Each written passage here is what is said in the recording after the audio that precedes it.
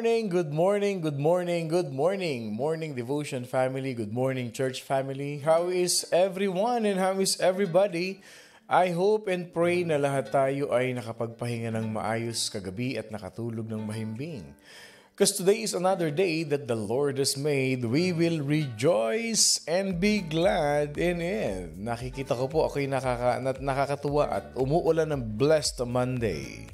No, puro blessing, happy, a blessed morning, a blessed morning. Yan ang magandang dinideclare natin sa umaga. We blessed each other, we blessed one another. Ayan, good morning, good morning, good morning. Ako po si Pastor Bong, bumabati ng isang mapagpalang Monday morning sa ating lahat. Not only that it is the first day of the week, but it is indeed the first day of the month of April. Sabi nga nila, ang April 1 daw ay April Fool's Day, no? Ito, hindi po biro-biro itong ating morning devotion. This is not a joke. This is a real pag-receive natin ng revelation of the Word of God every day, no? At binabati ko ang lahat, mga kapatid, na Happy Monday po. Ayan. Happy Monday. Happy Monday evening nga pala dyan sa mga kapatid natin sa Pilipinas. Ayan, sa Middle East, sa Dubai, Abu Dhabi, Qatar, at saka sa Kuwait. Yung mga nakikinig sa atin dyan sa Saudi. Okay, sa KSA, Kingdom of Saudi Arabia. Yung mga kapatid natin sa Pilipinas, magandang gabi sa inyong lahat. Magandang gabi po. Mga kapatid natin dyan sa Alaska, Australia, Canada, ayan, at marami pang bansa sa Europe, mga nakikinig sa atin, magandang gabi po, magandang araw, magandang madaling araw sa ating mga kapatid. Ayan. Continue to share po ang ating morning devotion at balik siglan naman tayong lahat at syempre mapapakinggan na naman natin ang ating pambansang awit ng morning devotion. Muli, binabati ko po ng happy birthday si Kuya Botong o si Brother Danilo Montojo na nag-celebrate ng kanyang birthday kahapon. Okay. At sa lahat ng, may advance na. Advance happy birthday, Pastor Bong and Tito Manny. Ayan ako. Yung araw na yun, iniimbitahan ko kayong lahat, mga kapatid, lalo na yung mga kapatid natin dito malapit sa mga nandito sa Southern California, mga kapatid, nakalimutan ko na anong araw ba yung birthday na yan. Ayan. Iniimbitahan ko kayong lahat na ipag-pray po ninyo ako. Ayan, wala kayo ibang gagawin, ipag-pray po ninyo ang kaarawan ng inyong lingkod, mga kapatid. Alalahanin ko kung anong araw yun, no? Kung sino yung makapag-post dyan sa comment section nung araw ng birthday ni Pastor Bong, no? Alam ko magbe-birthday daw yon yung pastor na yon. May special prayer mula sa akin para kay Lord. Ayan. Okay. Magandang umaga sa ating lahat. Na-miss nyo ba yung energy ng morning devotion? You missed yung ating interaction na talagang may halong saya, na may halo tayong, because we observed the Holy Week with the solemn music at saka syempre yung theme ng ating ayun, ako may nag-post na. Okay. Salamat kay Z. Carol to. Nako, talaga naman love na love ako ng mga ito. Alam na alam ang aking kaarawan. Ayan. So sa April 3 sama-sama niyo ako ipag-pray. Ipag-pray ninyo ako, mga kapatid. Ipag-pray ninyo ako, At lahat ng mga magse-celebrate ng birthdays ngayong first week ng April. Okay. I-comment nyo nga yung inyong mga pangalan dyan. Kasi ang alam ko, ang kasabay ko nagbe-birthday talaga ay si Brother Manny or si Tito Manny Manalo. Okay, magkasunod kasi kami yan. April 2, bukas birthday niya at April 3, yung balita ko yung poging pastor daw na yan sa Carson at West Covina. Joke lang. Okay, joke lang. Okay. Ayan. So, happy birthday sa ating lahat this week na magsa-celebrate ng birthdays. ang request ko, huwag kakalimutan, continue to pray for me. Okay? Continue to pray for me. Lalo na po yung aking traveling mercy every day na umiikot po ang inyong lingkod para tayo ay magbahagi, mag-share, mag-pray to many people as we can. Okay. Ang ating early bird for today, mga kapatid, is this. All the way from the Philippines. First time na nag-early bird. Palakpakan natin si Ate Nanette Cuarto at si Kuya Rene Cuarto. Dalawa yan sila sa Tisoy Room. Good morning, Devotion family, to everyone. Palakpakan natin. Ayan. Si Kuya Rene Cuarto po is brother po yan ni Brother Olan Cuarto. Okay? At yung kanyang asawa na si Ate Nanette. Ayan. Congratulations sa inyong dalawa.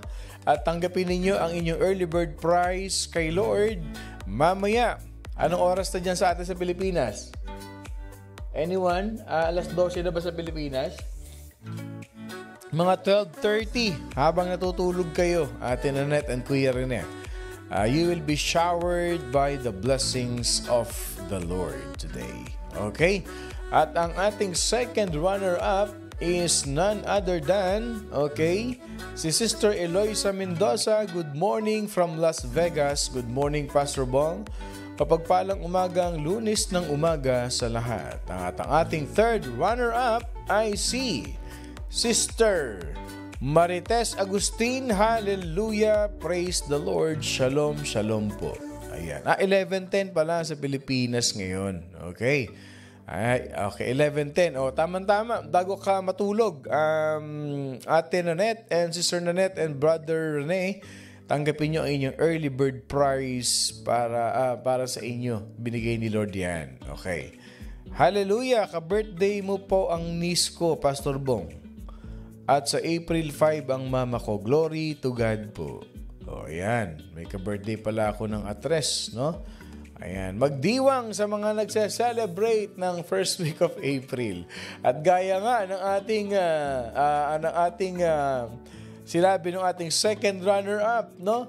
Tayo ay gumising at indak-indak ang ating mga bewang dyan pagkat sinasabi nating lahat na mahal kita, Panginoon, kailanman hindi kita ipagpapalit.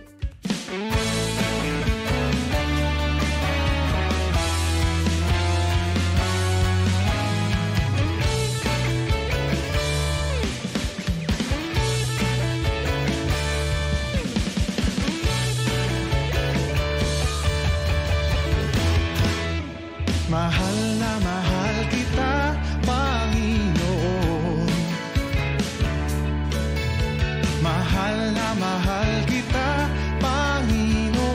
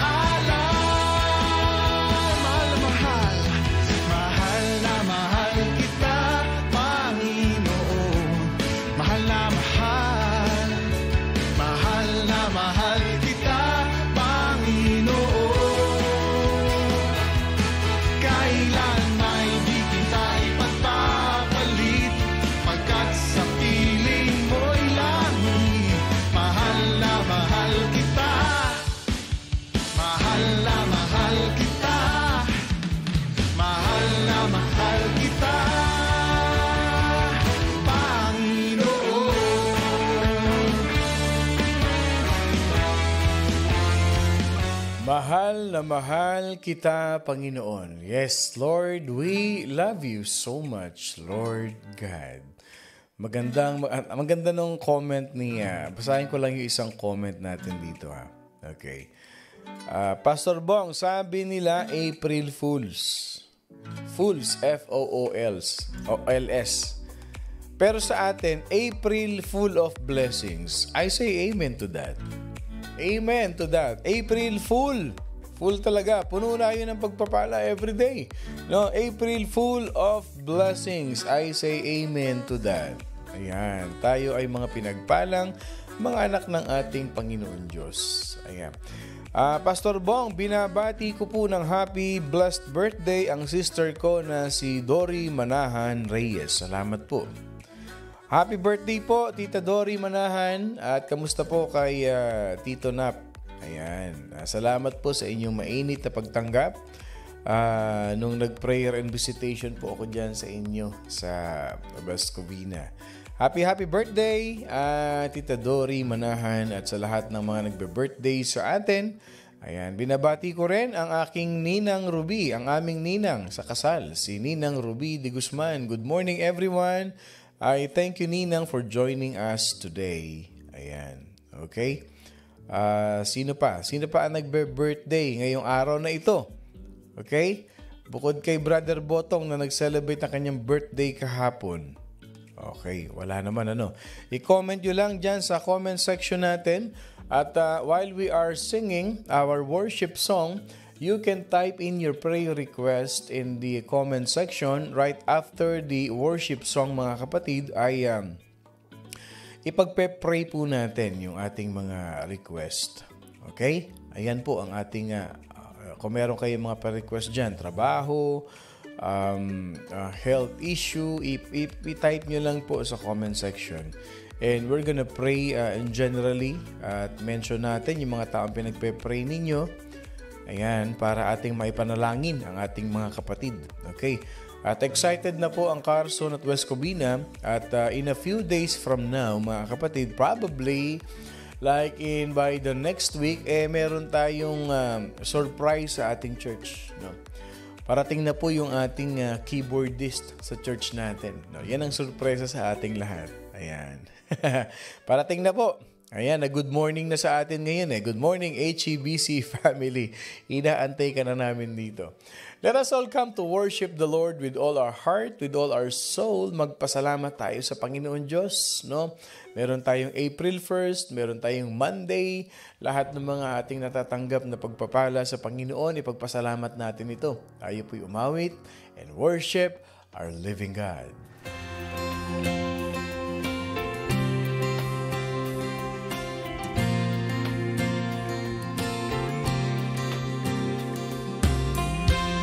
Bible says it's a good thing to give thanks to the Lord. Amen. You ready to do that tonight? I come before you today, and there's just one thing that I want to say. Thank you, Lord. Thank you, Lord.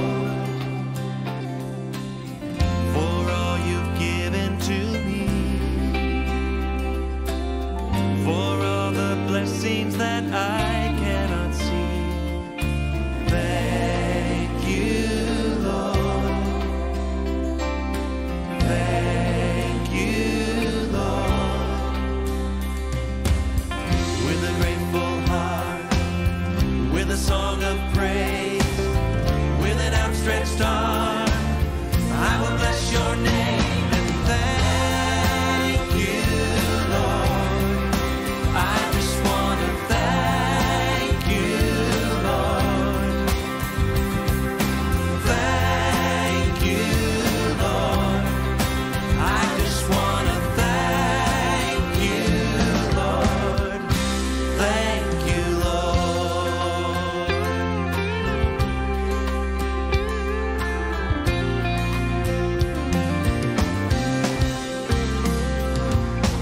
For all you've done in my life,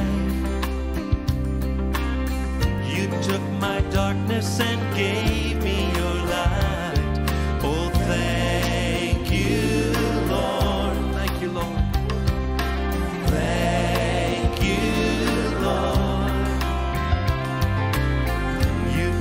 sin and my shame. Yes, you did.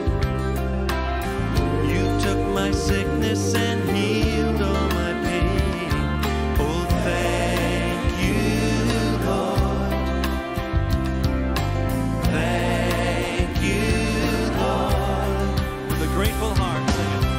With a grateful heart, with a song of praise, with an outstretched arm, I will bless your name and thank you, Lord.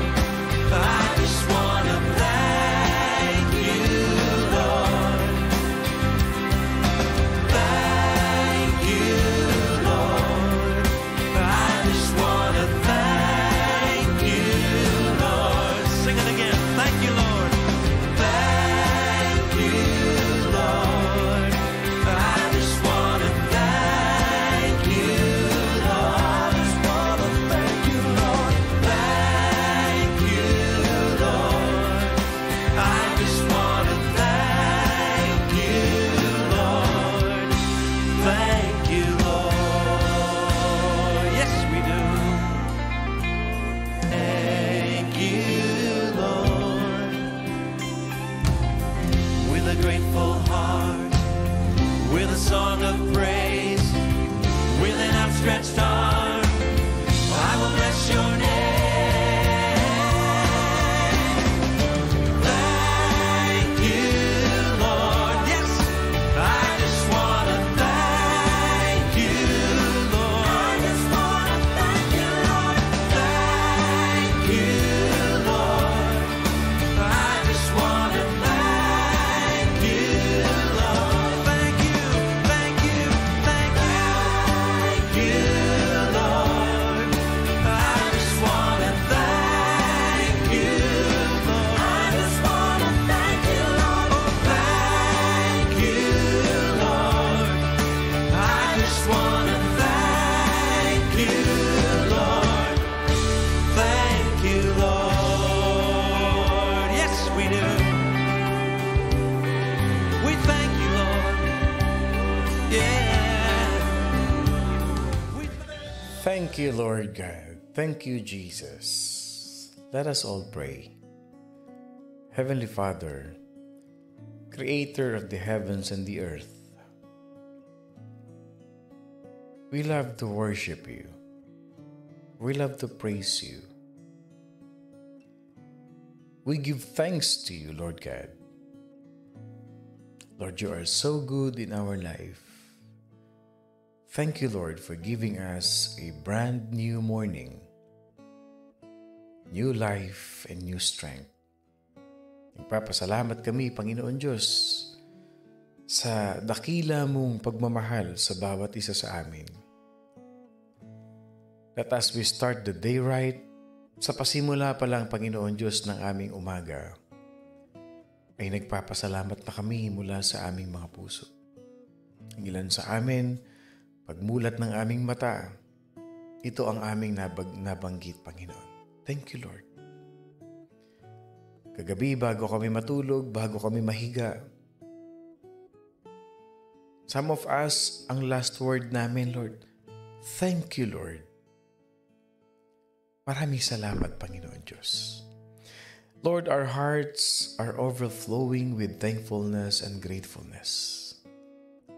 Una-una, Panginoon Diyos, yung ibinagkaloob mo sa aming salvation, yung peace sa puso namin, Panginoon Diyos. Na kahit ano pa naman ang aming hinaharap, whatever we face in life, Lord God, we have this strength, Lord God, na kami nakakangiti. May kapayapaan kami, Panginoon Diyos, sa aming mga puso, pagkat alam namin, Panginoon, na Ikaw ang kasama namin. Hindi mo kami pinababayaan. Hindi mo kami binibitawan kailan paman, Panginoon Diyos. Nagpapasalamat ang marami sa amin, Panginoon Diyos, lalo na po ang mga nag-celebrate ng kanilang birthday kahapon. Ang mga birthday celebrants today, Panginoon Diyos, salamat po sa panibagong taon na ipinagkaloob mo sa kani-kanilang mga buhay. Dakila ka po at tapat. Tunay na, Panginoon Diyos, ang biyaya mo po ay laging sapat at kadalasan pa nga, Lord, higit pa sa inaasahan namin. Lord, as we start our day today, let your anointing flow to each and every one of us. Let your words be the strength of our heart. At naniniwala kami, Panginoon Diyos, na sa paghingi namin ng tawad ngayong umagang ito, as we ask forgiveness for all our sins, you will forgive us because your grace is sufficient and your mercies are new every morning. Kaya maraming salamat, Panginoon Diyos. Prepare our hearts, our minds, as we come closer, listening to your word, receiving your revelation to us. Today, Lord, I want to mention some names that you have led me to pray for these people. I don't know what they've been going through, but you know the desires of their heart. May prayer request kami, Panginoon, na para kay Dominador na merong lung problem. Lord, may you heal him and restore him. But to these people, Panginoon Diyos, na aming i-mention today, it is your leading that while I was praying this a while ago, Lord God, you clearly showed me the names of these people. And I believe in my heart, Father God, that you want them to receive whatever they are praying for you. As one family, one mind, one accord, we pray for these people, Panginoon. Tinataas namin sa iyo ngayong umaga si Brother Michael German, Panginoon Diyos. Tinataas ko rin po sa iyo si Sister Dory Manahan. Ganon din, Panginoon, we lift up to you si Sister Aurora Dichosa, Panginoon Diyos. Si Sister Zeni Montojo. We also lift up to you si Sister Thelma Ibuan, Panginoon. We even lift up to you, Panginoon Diyos, si Sister Carol Richardson. Ganon din si Brother Ray Gabriel. Whatever it is, Lord God, that you want them to receive, we believe in our hearts that you will do something greater in their life today. Maraming salamat, Panginoon Diyos. Continue to reveal those names of those people, Panginoon, na aming ipapanalangin sa araw-araw. Gabayan mo ang buong Morning Devotion family. Pagpalain mo ang bawat isa. Hipuin mo, Panginoon, ang mga anak mo. May grant healing sa lahat ng may karamdaman sa aming pamilya. Gabayan mo, pagalingin, Panginoon, ang bawat isa na nananalangin ngayong umaga. Let your favor be upon us, be upon them, Lord God, and may you bless the works of their hands. Lord, we thank you, we honor you, and we worship you as we pray all of these things, declaring the goodness, the mercy, the provision that comes from you alone. As we pray all of these things, rebuking the works of the enemy sa aming buhay. In the name of the Father, the Son, and of the Holy Spirit. Morning Devotion, receive the provision of the Lord today. In Jesus' name we pray. Amen and amen and amen. Magandang umaga po sa inyong lahat. Ako pong muli si Pastor Bong, bumabati na isang mapagpalang Monday morning sa ating lahat. Today, the book that we're going to continue studying is the book of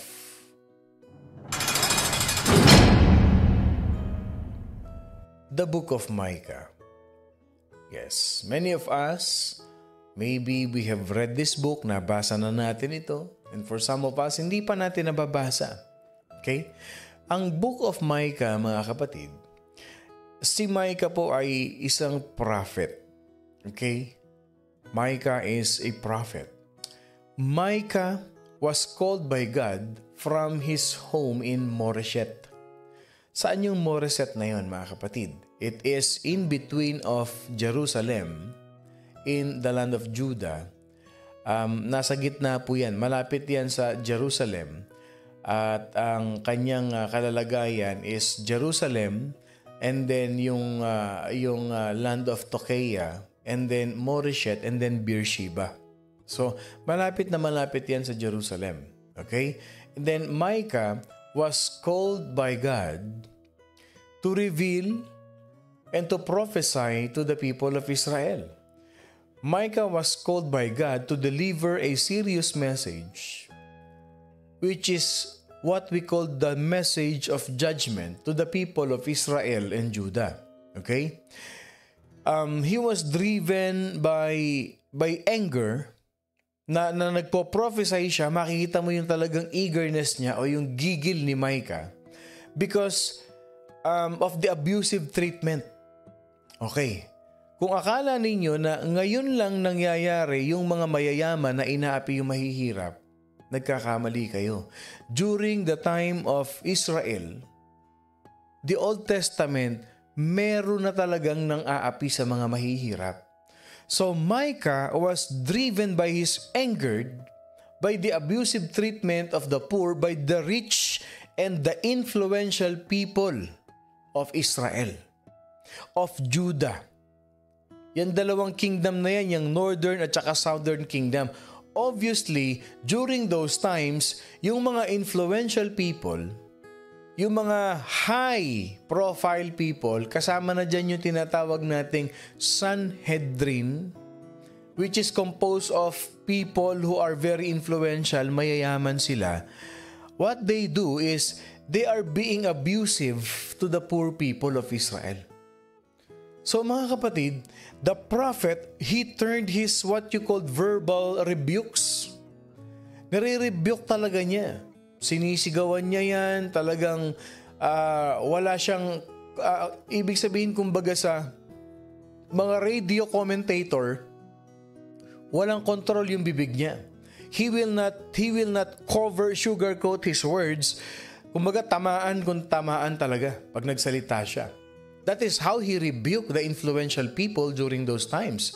Those people who will use their social power, people who will use their political power. Pag sinabi nating social power, yan yung mga businessmen during that time. People who have the authority over someone. Yung mga may-ari ng malalaking lupa nung panahon na yun sa Judah, sa land of Judah. So he is so angry that he always rebuke them. Kayong mga mayayaman kayo, you will receive judgment from God if you will not stop abusing the poor people.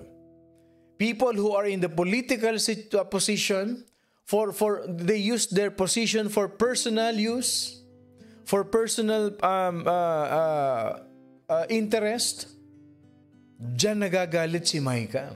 So yung calling sa kanya ni Lord, merong mga prophet na tinawag ni Lord to rebuke all the people. Wala siyang itatangi. Okay? Agaya nila Obadiah, agaya nila Jonah, yung mga prophet na yan. Pero itong si Micah, he has a very certain mission to rebuke those who are abusive in their authorities. Micah insisted that God's righteous demands upon His people.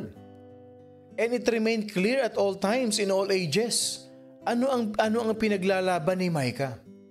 In Micah chapter 6 verse 8, it says, to do justice. Kailangan pantay-pantay tayo. Walang mahirap, walang mayaman. Yan ang ipinaglalaban. Kung meron mang unang aktivista against yung mga tinatawag na elitista, yung mga tawag na mga narcissist, mga ganyan kung makikita natin sa mga rally, ito yung unang-una. Si Micah. Ito ang oposisyon ng mga mayayamang mapang-api nung time ng Old Testament. Micah is fighting for justice, to love, kindness, and to walk humbly with your God. Anong significant nito sa buhay natin? Simple lang. Simple lang. Anong matututunan natin dito?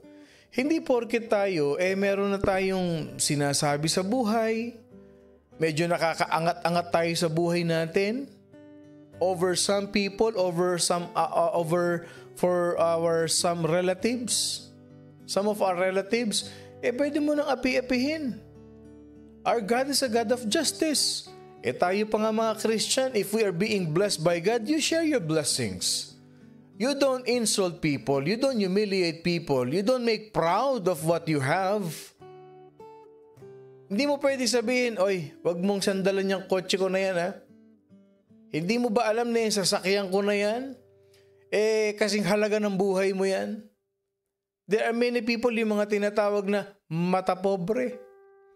Wag mong sandalan yung kotse ko na yan. Hindi mo ba alam yung kotse ko na yan kasing halaga ng bahay mo yan? May mga ganun tao talaga. Why do you have to say that?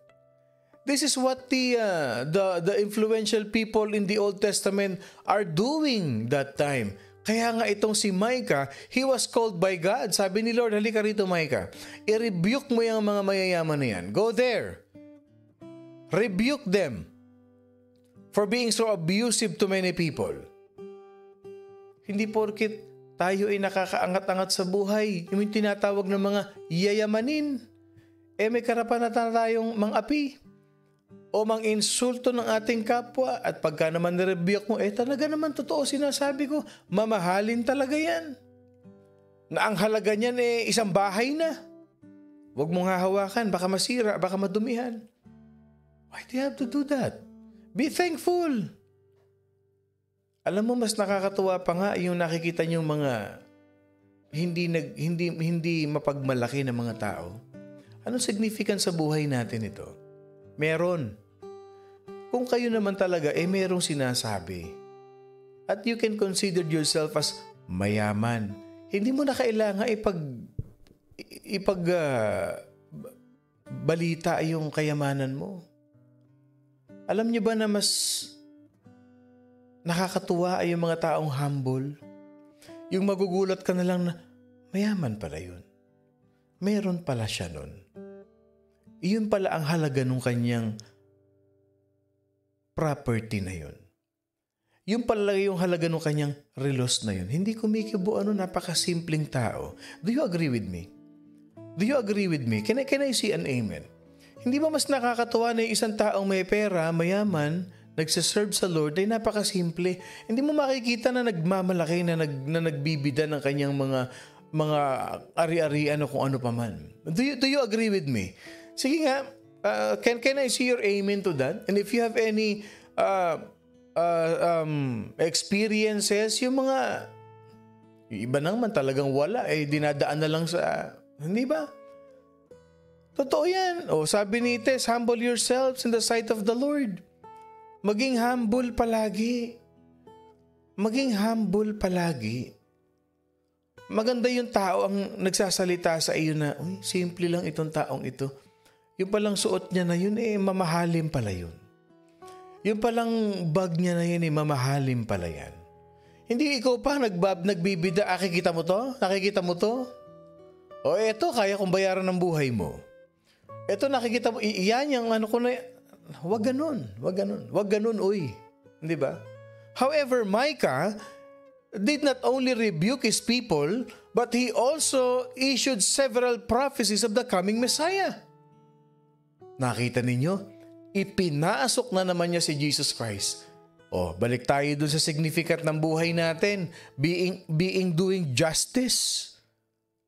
Meron po, Pastor. Grabe po ang tingin sa sarili. Mukhang may pinaguhugutan itong si Sister Marites Agustin. And marami naman talaga sa atin naka-experience ng ganyan.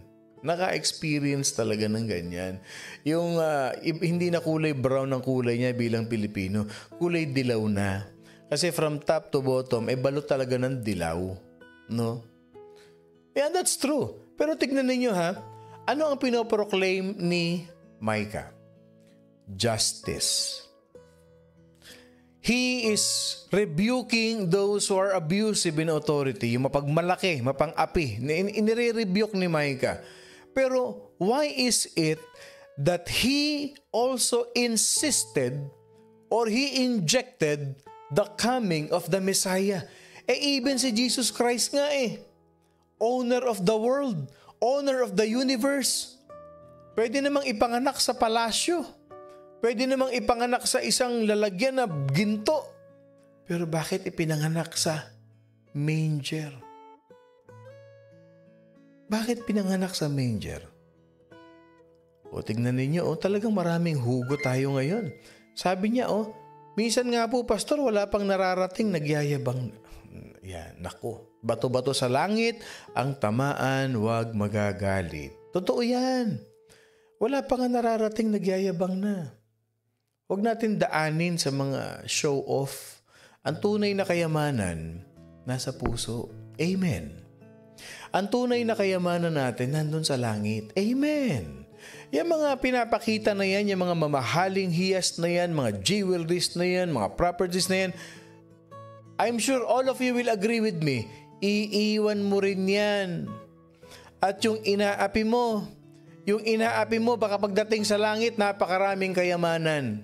Natatandaan ninyo si Lazarus at saka yung rich man? O hindi ba si Lazarus ay namamalimos? Punit-punit ang damit. O saan napunta yung rich man? Doon sa impyerno. Si Lazarus nasaan? Nandun sa paradise. Always remember that. Yung nagpapakababa, tinataas ni Lord yan. At yung nagpapakamataas, ibinababa ni Lord. Kaya wag mo nang intayin si Lord ang magbaba sa iyo. Habang nakikinig ka ng morning devotion, magrepent ka na, ay ganun pala ako. Lord, sorry po. Beginning today, Panginoon Diyos, magpapaka-humble na po ako. Magpapaka-humble na po ako. Yan ang dapat na attitude ng Kristiyano, humble, mga kapatid. O, tama po. Yes, yan ang dapat nating natututunan. So Micah, he preached about the coming Messiah and he described a future time of what? Peace and prosperity. Pag ang Israel would once more serve the Lord in holy gladness.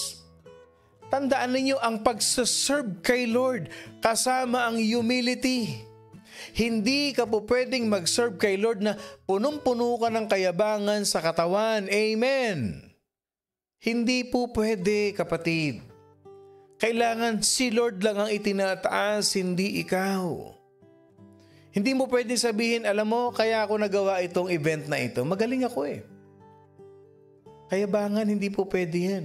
Alam mo kaya namin nagawa ito, kaya successful yung aming Good Friday service is because the Spirit of the Lord leads us and the Lord was with us and the Lord works through us.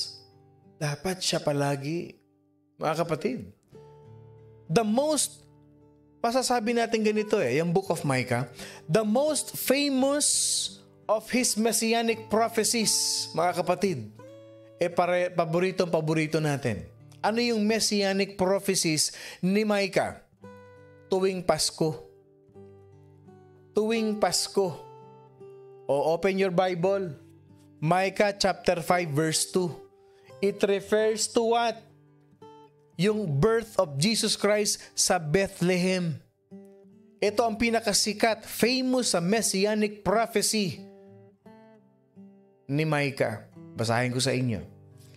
As for you, Bethlehem Ephrathah, too little to be among the clans of Judah. From you, one will go forth for me to be ruler in Israel.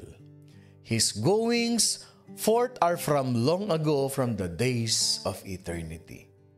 Sabi niya, ngunit ikaw, Bethlehem sa Ephrata, maliit upang mapabilang sa mga angkan ng Judah.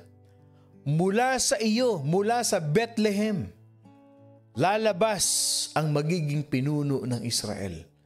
Yan ang pinakasikat na messianic prophecies ni Micah. Mga kapatid, biro nyo, humility pa rin yun. Binanggit ni Micah ron, yung Bethlehem Ephratah, maliit, a humble town, a small town of Bethlehem in Ephrata. Doon manggagaling ang leader ng Israel. Siya magiging pinuno hanggang eternal. Oh, nakukuha natin dito. Kaya sabi niya, kayong mga mayayaman, huwag kayong magmalaki. Kasi mas malamang kayo ang mapaparusahan ng Panginoon Diyos sa kayabangan ninyo. The Hebrew name for Micah is Mikayahu. Mikayahu. M-I-C-H-A-Y-A-H-U. Anong ibig sabihin ng pangalan ni Micah? Who is like Yahweh. Who is like Yahweh. At pinaiksi na lang nila. Ginawa nila ang Book of Micaiah. Micah. In other translation, Micaiah. Kaya galit si Micah sa may kayabangan.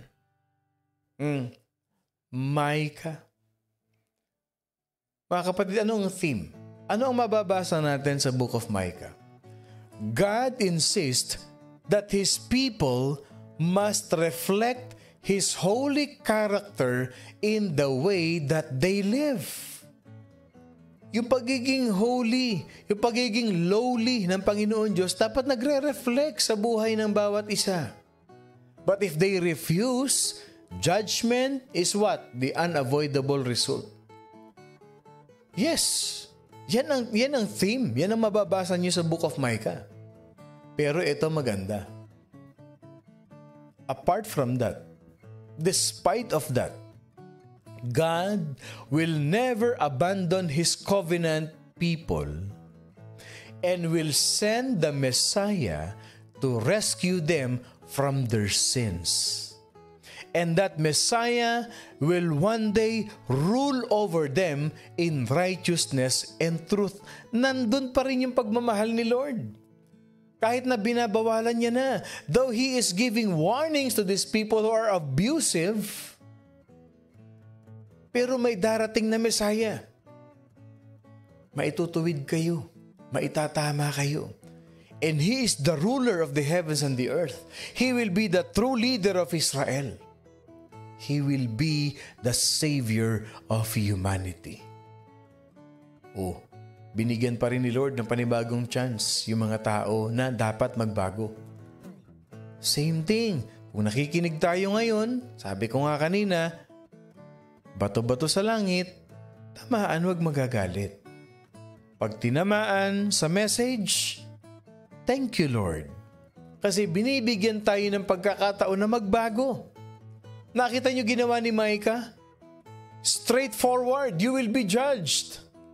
For them to realize that they need to change. They need to repent.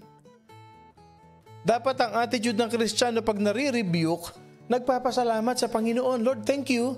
Na-rebuke mo ako sa morning devotion. It means you given me an opportunity for me to repent, to confess, and to change my attitude. Hindi yung ayoko na makinig sa morning devotion na yan.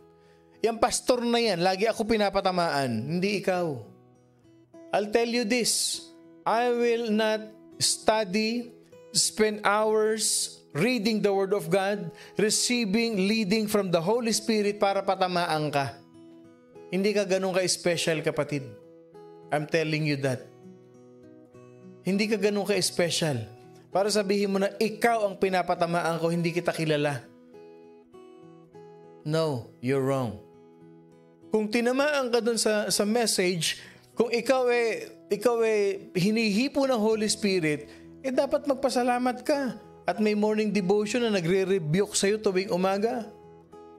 And I believe that in my heart. Same thing. Sabi ni Micah, but there is a Messiah coming from a lowly, a small town of Bethlehem that will save humanity. That one day, His righteousness, His truth will rule over us. Sinong author ng Micah? Obviously, si Micah. He is a native of Moresheth in southern Judah. Southern, nasa ibaba ng Judah. Mga kapatid. So Israel nasa taas, Judah nasa ibaba. Kahilera niyan yung Philistia, yung modern day ngayon na Philistine, yung kahilera niyan. Yung Beersheba, kung saan nakita natin, narinig natin, yan sila Jacob, nagdumaan dyan. Yeah. Doon siya galing. Time. Kailan? Kailan niya sinulat yung kanyang mga prophecy? Kailan siya nag-start ng kanyang ministry? Micah prophesied during the reigns of King Jotham, King Ahaz, and King Hezekiah. 750 to 686 before Christ. Saan? Sa Kingdom of Judah. Yes. And he was a contemporary of the prophet Isaiah and Hosea. Siya yung sumunod sa yapak ni Isaiah at saka ni Hosea. Anong structure ng Book of Micah? Listen to this. Anong structure? The first portion of Micah's book generally exposes the sins of his countrymen. And he focuses on the punishment that God is about to send to those people. At yung final portion ng Book of Micah, it holds out the hope of send. The hope of send, yung Messiah. And the final portion of the Book of Micah declares the hope of restoration once that discipline has ended. Okay. Paparusahan ni Lord yung mga mapang-api. Makakaranas sila ng judgment ni Lord. Pero hindi naman ibig sabihin uubusin silang lahat, no. Meron pa ring hope of restoration si Lord. Mararanasan nila yung chastisement ni Lord, yung discipline ni Lord for them to repent. I-restore sila ni Lord after they are being disciplined. Kaya tayo, mag-repent na kayo bago niyo pa maranasan yung discipline hands ni Lord sa buhay ninyo. As you read Micah, there are some life principles in this book. Ano yun? Dalawa lang naman ang ibibigay ko sa inyo. Maiksi lang itong libro na ito. 7 chapters lang itong Book of Micah. Pag after ng morning devotion, basahin mo, sigurado ko in less than an hour, matatapos mo na yan. 30 minutes lang mababasa mo ng Micah. Number 1 na life principle sa Book of Micah is to live the Christian life is to allow Jesus Christ to live His life in and through us. O kaya yung pagka-humble ni Jesus Christ, yung pagiging mapagmahal ni Jesus Christ, dapat isinasa pamuhay natin yan. Dapat isinasa pamuhay natin. Micah chapter 4, Micah chapter 6. Ano yung pangalawa? The dark moments of our life will last only so long as it is necessary for God to accomplish His purpose in us. Ibig sabihin, ganito yan. Kung dinidisiplina ka ni Lord at hindi ka pa rin tuminutino, no? Mas lalong hahaba yung dark moments, yung pagdidisiplin sa iyo ni Lord. Para ano? It is for your own good. To accomplish His purpose in your life. Micah chapter 7, basahin ninyo. Because Micah is a manageable book to read and study. It has 7 chapters that is full and rich in biblical themes. Okay? So kung ating hihimayin, kung idadissect natin ang Book of Micah, the first 5 chapters of the Book of Micah, it covers a wide range of issues. Okay? Including judgment, yung chapter 1. It talks about judgment. Okay? Pagdating ng chapter 2 and chapter 3, it talks about the sin. Yung kasalanan, yung ginagawa nitong mga mapang-api na ito. Chapters 4 and chapters 5, it talks about restoration. Paano i-restore ng Panginoon Diyos itong mga taong to. And the last 2 chapters, which is chapter 6 and chapter 7, is something of conversation between the Lord and His people regarding what? Their spiritual health. Nakukuha natin? Chapter 1, judgment. Chapter 2 and 3, yung kasalanan. Chapter 4 and 5, restoration. Chapter 6 and 7, God is communicating. There is an open conversation with these people regarding what? Their spiritual health. You will find one verse from Micah which is quoted frequently by what?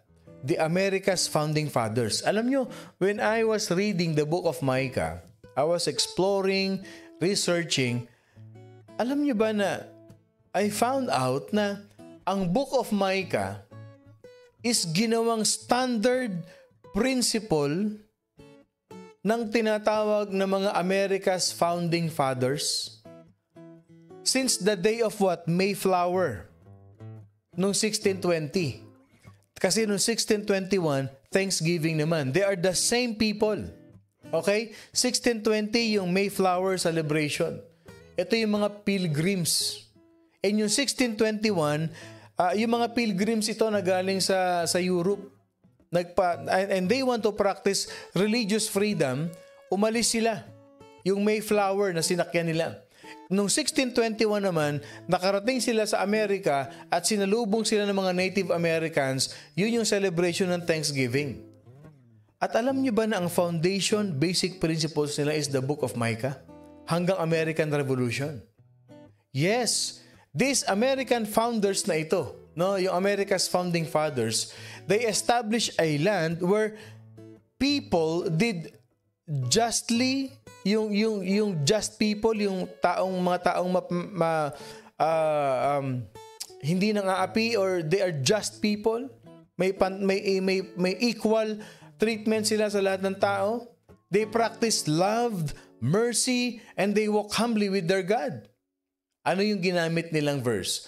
Micah chapter 6 verse 8. Foundation of the founding fathers of America. Ang galing. Biro nyo, Bible ang pinagkuhanan nila. Micah chapter 6 verse 8. He has shown you, O man, what is good. And what does the Lord require of you but to do justly, to love mercy, and to walk humbly with your God. Yan ang tamang pakikipagkapwa-tao. Yan ang tamang pagmamahal, pagtuturingan sa bawat isa. Biro nyo, ginamit yan ng America's founding fathers. Micah chapter 6 verse 8. Bakit? Alam nyo kung bakit? Do you observe the reality of our social situation nowadays? One of today's major social issues involves justice on many levels. Economic justice, racial justice, social justice, legal justice. Sa economic justice na lang eh. Bakit ba mas lalong yumayaman yung mga mayayaman? Kasi merong injustice na nangyayari.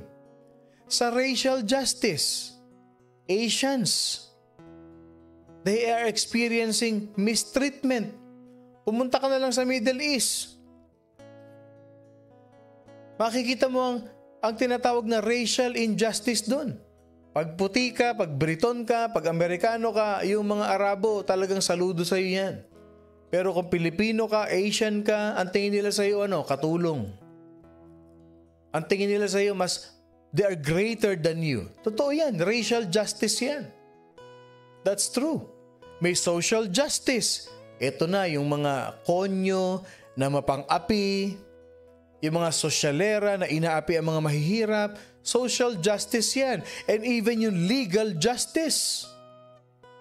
Di ba alam naman natin, maraming nakukulong na walang kasalanan kasi nakalaban niya, mayaman. That's true. And many of those advocating for justice conceive of what?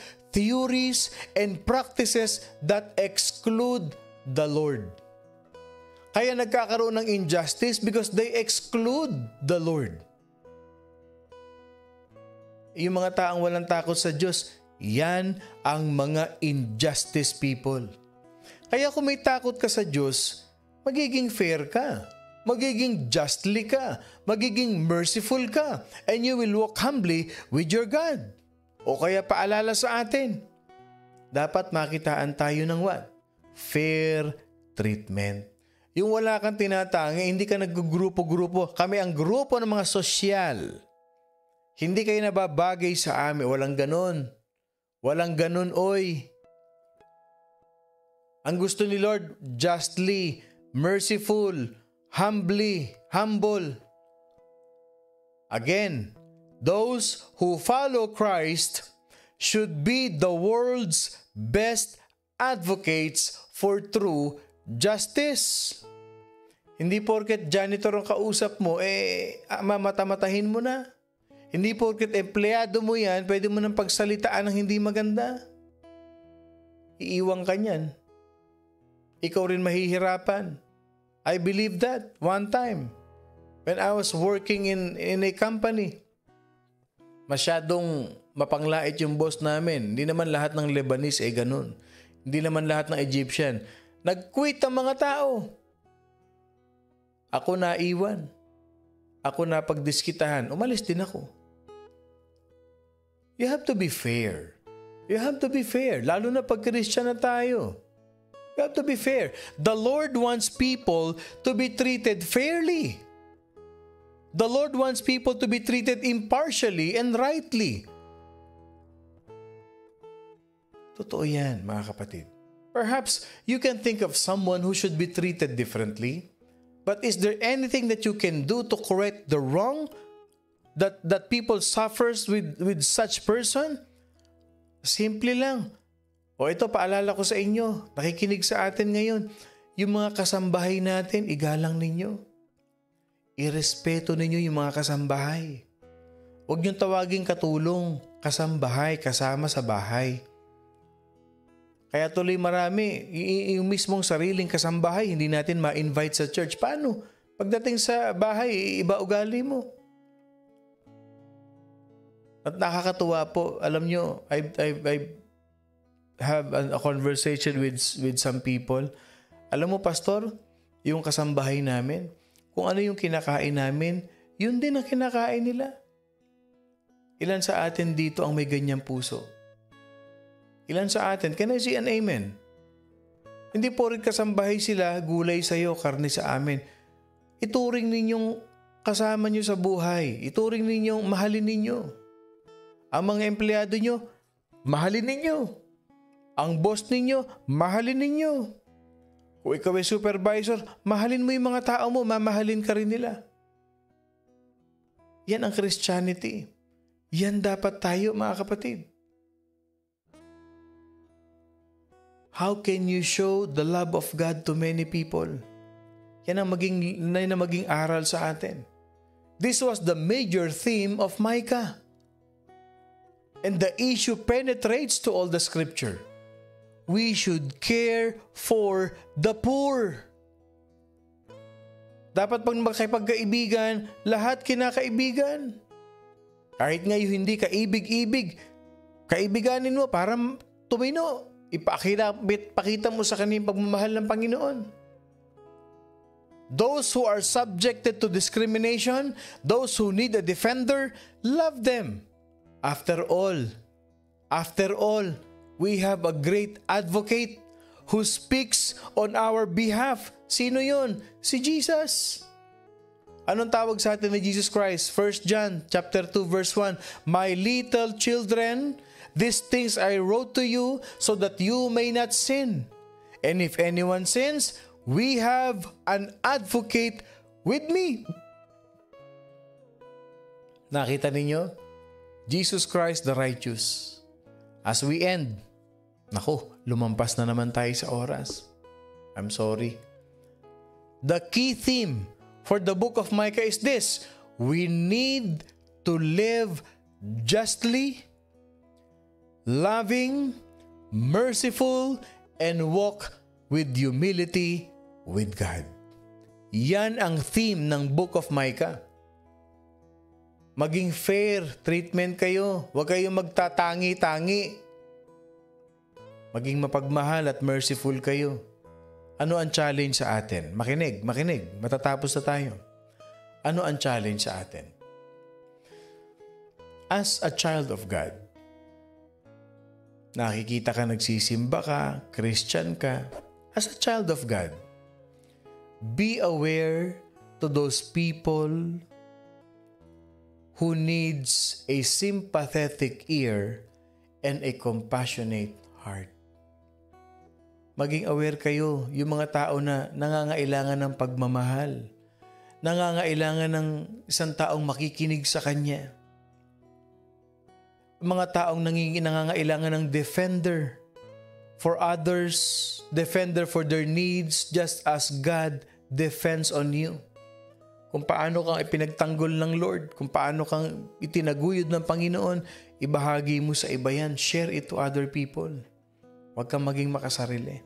Hindi maganda yon. Ano ang key verse natin sa Book of Micah? As we end, let's read Micah chapter 6, verse 8. He has shown you, O men, what is good. And what does the Lord require of you? But to do justly, to love mercy, and to walk humbly with your God. Yan yun, mga kapatid. What a very powerful verse. Ano lang ang nire-require ni Lord sa atin?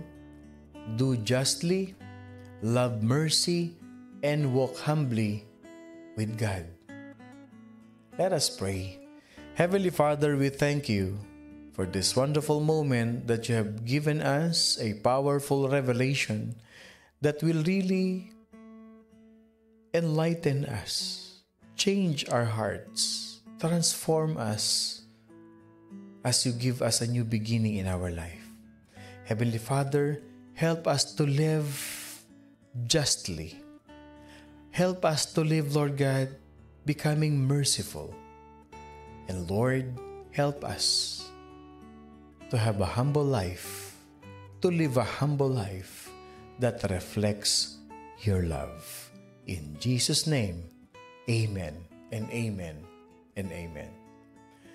Magandang umaga po muli sa inyong lahat. Ako pong muli si Pastor Bong, bumabati ng isang mapagpalang Monday morning sa ating lahat. Laging tatandaan, keep your feet always on the ground. Be humble before the Lord, and He will lift you up. Be fair, be merciful, be a loving person. At wag kakalimutan, we are blessed by God. I love you all, mga kapatid, with the love of the Lord.